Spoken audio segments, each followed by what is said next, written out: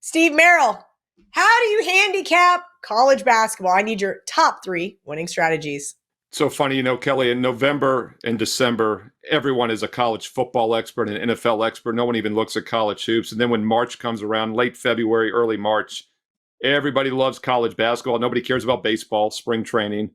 Baseball will take the forefront this summer, and then football's back. But college basketball tournament action, March Madness is second only to the Super Bowl. And the fact that it's spread out over several weeks, you can maybe say it is the biggest betting event of the year, even bigger than the Super Bowl. And it is a fun time of year. But the real bread and butter, the money-making opportunities in college hoops is November through March, all 5 months. And you do have to treat the first part of the season a little bit different than the second part of the season.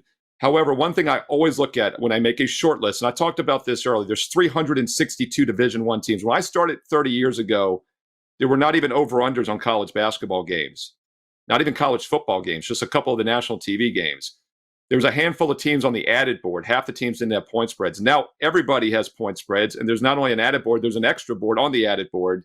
My point is you have to have some kind of systematic approach to handicapping 362 teams. And the first thing that I do is I make a short list, and the number one factor I'm looking for is pace of play. And what I mean by that, some teams play half-court slow-down basketball. UVA, Virginia is an extreme example of that. Everybody knows how Virginia's played under Tony Bennett.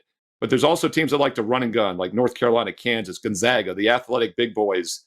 When a slow team is facing a fast team, that always makes my short list, and I'm almost always looking for a reason to play the slow half-court team. And you can simply look at the KenPom rankings. They have a good pace of tempo, adjusted tempo ranking. I go a little bit deeper than that. I got some proprietary models, but I talk a lot about the KenPoms on the shows because it's widely available to everybody out there for free. And pace of play is important. Home court dictates tempo. I like to play teams on their home court. They can usually dictate their preferred pace. So if it's a faster team, they can speed up people, the energy of the crowd. If it's a slow down half court team, they're going to maybe frustrate that road team that likes to play fast. And also look at recent opponents. If a team's been playing a lot of fast opponents and now have to play a UVA slowdown team, that's even more difficult. It's kind of like the triple option in football, right? Teams don't see that a lot. Same thing when handicapping basketball. Look for those slow down half court teams. Pace of play is a real key. We don't get that in the NBA, but it's key in college basketball. Home court advantage is also key, Steve, and I am not sure the bookmakers have caught up, at least not in the 2024 season. We'll see for the 2025 season next year. But I feel like the home court advantage is the number one thing that I look at when I'm looking to lay points with a team at home.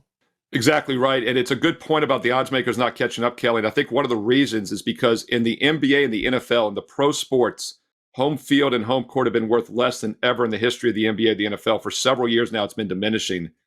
That's not the case in college sports, especially basketball. Of all the sports I handicap, home court, home field advantage means more in college hoops than any other. And there's a few reasons why. First of all, the arenas are all different. You've got some old, small little gyms. You've got weird sight lines. And keep in mind, it's the three-point shot is more of a factor than in the history of basketball as well. And outside shooting with different sight lines, uncomfort surroundings, when you're not used to the gym, can be a factor. And road teams normally shoot worse than home teams. So that's one of the reasons home court matters, especially in college hoops.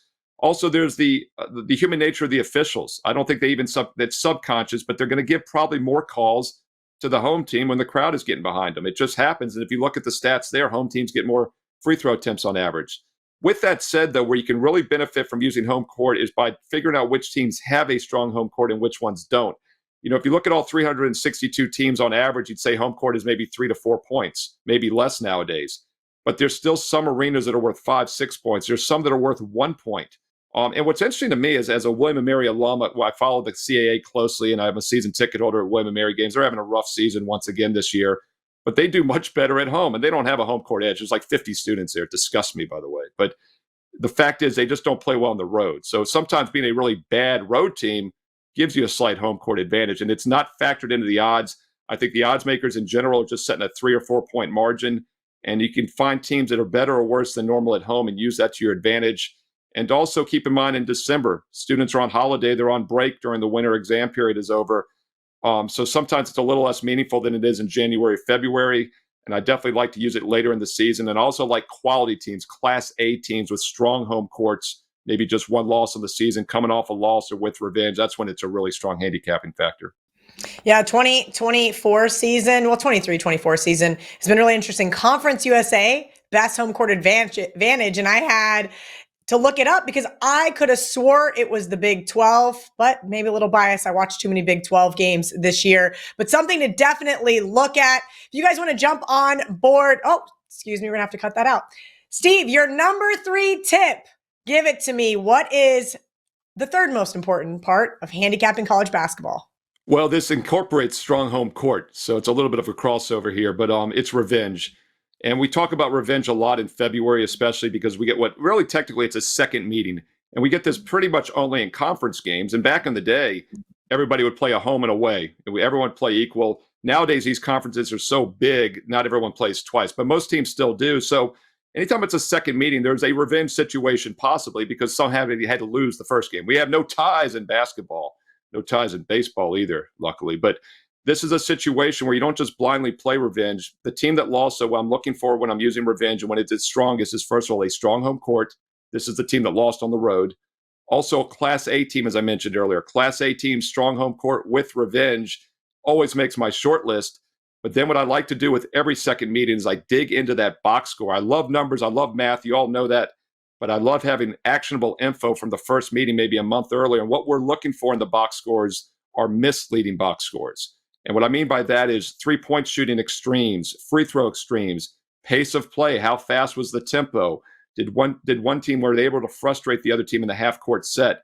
And this eliminates a lot of second meeting revenge spots. But then every once in a while, I get 1 or 2 a day in February that qualify. Once again, I want a team in a focused spot. That usually means a strong home court, Class A, maybe off a loss. But I love digging into that box score from the first meeting and trying to find misleading results. Normally, the 3-point shooting discrepancy is where we start when we're looking for a misleading final. Steve, I just have one follow-up to that. What about the pundits that say it's so hard to beat a team twice? Well, it's so funny you mentioned that, Kelly, because Ralph Michaels was on Wager Talk Today this week, and he had a chart on the conference tournament angles for the next few weeks and how to handicap the conference tournament. So I recommend checking out Wager Talk Today. That would be the Thursday, March 7th episode with Ralph Michaels. I'm sure Ralph put it up on Cal Sports LV on Twitter. And he had the point spread record for teams that had lost twice the third meeting. And favorites do much better when they've lost the first 2 times. So that goes back to what I'm talking about here in the second game revenge is you want a quality team that lost the first game. Because, look, sweeps happen a lot. But I asked Ralph, I go, one of the things that drive me crazy this time of year when I'm doing a lot of media, TV, and radio is everyone says it's so difficult to beat a team 3 times in one season for the conference tournaments.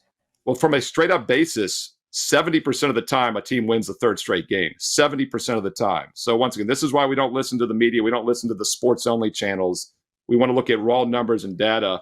But what was interesting in that subset is if it's a favorite that lost the first 2 times, they actually have a winning record over 60% in the rematch. So it is very difficult to beat a good team 2 or 3 times in the same season, Kelly. But it is not difficult to sweep a bad team 2 or 3 times, and the numbers bear that out. Good stuff there from Steve. If you want to jump on Team Steve over at wagertalk.com, right now you can get 25% off a daily package or an all-access pass. That is 3, 7, 30, 90, or 365-day packages. Tips, TIPS 25 to get on board.